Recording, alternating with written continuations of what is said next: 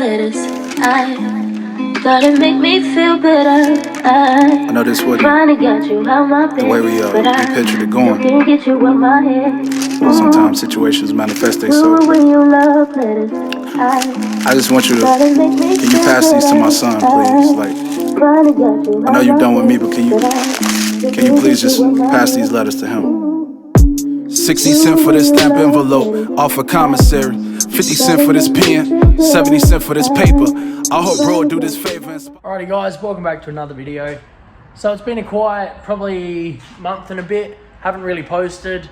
The last thing we posted was the X Park session where I rode off my drift car. So that's kind of taken a toll a little bit, not in a negative way, just in a kind of a little bit unmotivating way, if that makes sense.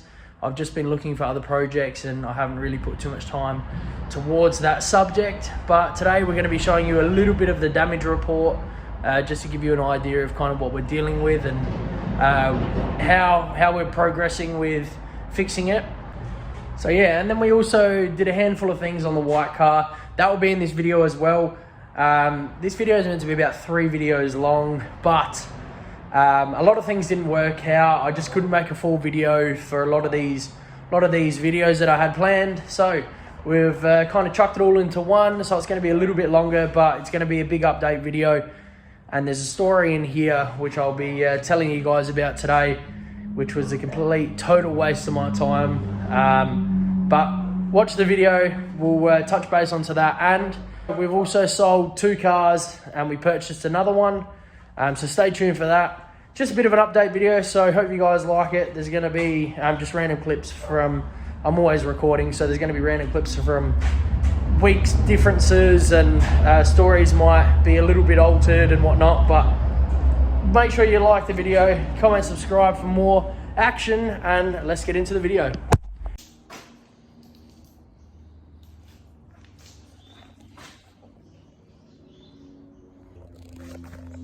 This here, I don't know how the hell I'm going to get that out. Alright, so when it was obviously hitting the rear end, it crumpled all this. The back door doesn't open because it's been folded over.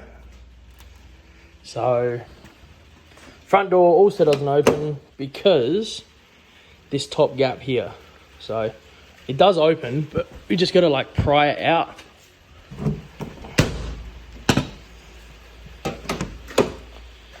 Now she'll open.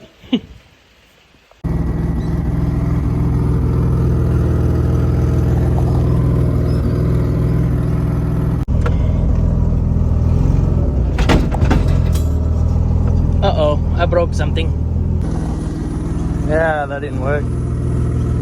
It's starting to come out through the center though, which is good. A little bit better, I guess. But this is all going to have to be pulled out by hand, I think, rather than being pulled. If I can get this quarter relatively straight, and I can somehow pull this side semi-straight and just get it away from the wheels, I'd probably be stoked. Oh, you can see how bad it is. Not healthy. Alright, quick mark job. We're just going to follow that line roughly, and then we'll see what else we can cut out of this side. Hopefully this actually works. I don't know, I haven't done any of this. I haven't done any of this before. I don't even own a welder. I own a grinder, a rear cut from an R31, and a completely damaged rear end, and I'm on apprentice wages. So just see how we go. Worst comes to worst, we can pay someone else to fix my fuck up. We've dummied up the boot that we have lying around. This side, once it's up, we might get away with being able to follow that line. Like, it's not terrible. Hey? Put the over fender on. Yeah, put the over fender on. And then, obviously, this side needs to come over about fucking... Taxi. This side needs to come over like fucking an inch. And then... Oh yeah, so it needs to come down.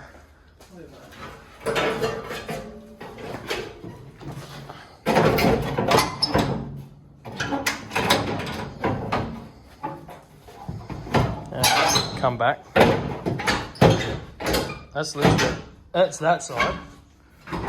Considering, imagine couple of tack welds, a bar on the back, tail light in. That side would be actually good. Yeah, it makes some sense. But this side, No more hot plates. no, it's had too many sets. This side's got this issue. To be fair, like this is pulled out. Touch, boot would go down. It's just that. And then, yeah, it's just that gap that's a bad one. But it's all going to be painted black anyway. Probably going to just paint half the car black. Huh? Going to do half the car black. Yeah. To the stripes. Like, probably, yeah, well, probably going to go from here down black and then the whole rear end black. And then it still keeps this style, I guess. I'll probably take all this shit off. So, yeah. Well, this side's fucked, but... One time with the cut along the line. and then weld it in, eh? Just literally take the skin off. Top skin. The top layer. And then I could probably even just leave... Take this kink out. Yeah, that's bad. The kinks are Kinks that you worse. fucking can't get in there for. No. We tried to put a little scissor jack in the quarter and pump it out, but it just didn't do anything. That kink is... I think because it's double steel through here, isn't it? Yeah. Not all the way through, but It is there. it's pretty And thick. that's like that much room for Yeah. inside.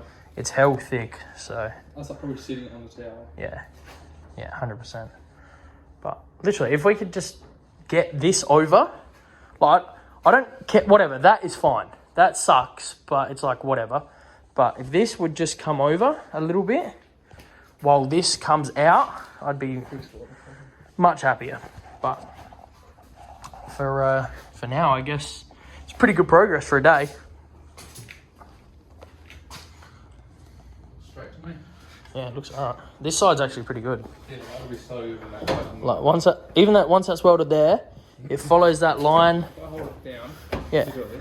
literally. Literally, I'll just tack weld that cunt like that. That's straight there. Literally, yep. Should be mint. It actually looks good. Bit of a DIY everything. Yeah, how are you? Oh, well, that's good. Well, we're going to sign off for now and we'll continue on tomorrow. The old girl's out of the shed. She needs to clean. Look at that. Oh, where is it? It's on the door. Look at those floor mats. Obviously they're dirty already because, you know, working class citizen. But I'll show you the rears. I haven't actually looked at the rears in the day. Yeah, they look alright. They look presentable. Like I said, a bit short, but don't worry about it.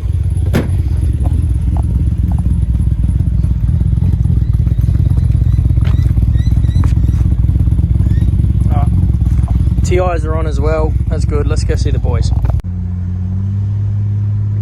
Alright, so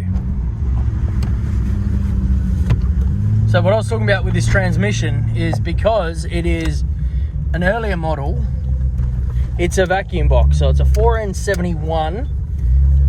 The VL guys will know that. Probably the Skyline guys will too. But I just want to demonstrate for you a little bit. Just, I don't know if you can hear it, but this is second to third. Oh, it was quick today. But anyway, when I'm on boost hard and like I'm going through the gears like first, second, third, the shift between second and drive, even with like the over switch off, even with the overdrive switch off, is so rough, it's not funny. So hopefully the MV Auto boys will be able to sort it out because it's pretty annoying. And I do want to turn it up and I would love to go roll racing in it. It's slow, yes, it will only make like 300 kilowatt once it's actually turned up. I really want to see what 300 kilowatt does, you know, in a car that weighs 1,300 kilos. Maybe a little bit more now. It's got the turbo and the big exhaust and stuff like that, but it doesn't really have any like extras as such. It doesn't have like massive wheels on it or anything like that. Alrighty, I'll show you. Nope, didn't do it again. Just my luck. Every time I go to show somebody, it does not do it. Does not make sense to me. But the MV boys will sort it out anyway for me, which is good. So get some fuel quickly. cars that are MVs. Drop it off.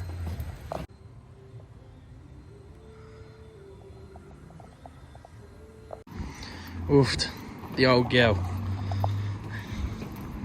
Looks very presentable. Like when I'm driving past it, it looks quite neat actually, which I'm happy about. It's a bit of a dunker, but it's good.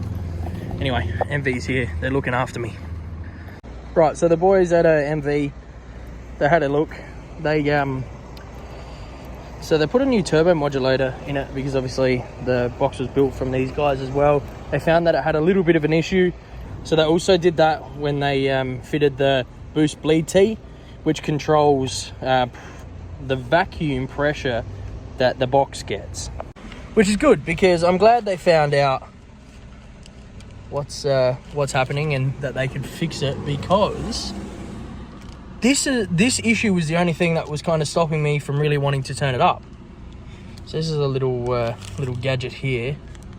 I don't actually know the issue with it, but he said there was a hole in it, which for you guys that are out there and know the old school 4N71s, you will know what I'm talking about, because I don't really.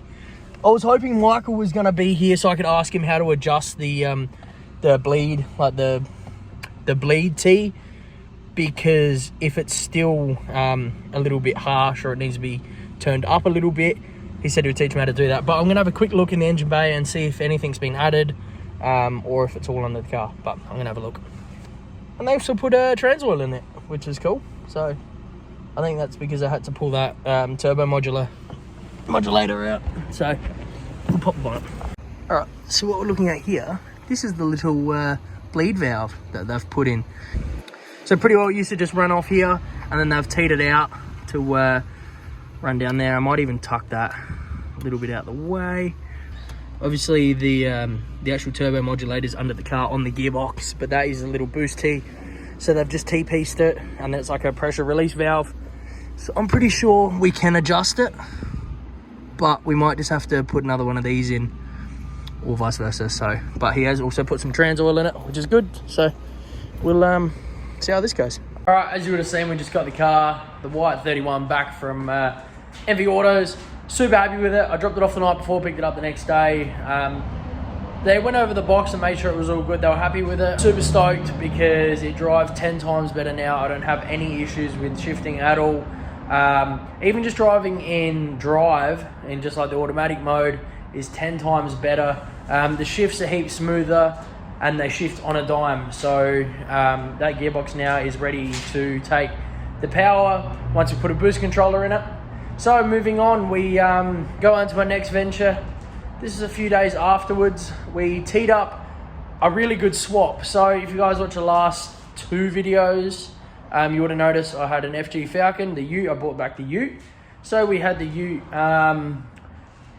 It was up for sale just because, I don't know, there's something about the FGs that I don't really like. And it took me buying it twice to realise that I don't like that. But, so it was up for swaps, and I just asked somebody that had a VL in Port Lincoln if they'd want to swap, and he said yes, and I was quite surprised with it. Let me put the camera down. It's going to be a long story. Yeah, I asked him if he wanted to swap. He said yes. I was like, cool, no worries. We chatted on the phone a handful of times to make sure he was happy with what he was getting and what I was bringing over, because Adelaide to Port Lincoln is about 7.5 hour drive. And I was also borrowing a car, borrowing a trailer, and towing my FG on the trailer like almost 8 hours one way with stops.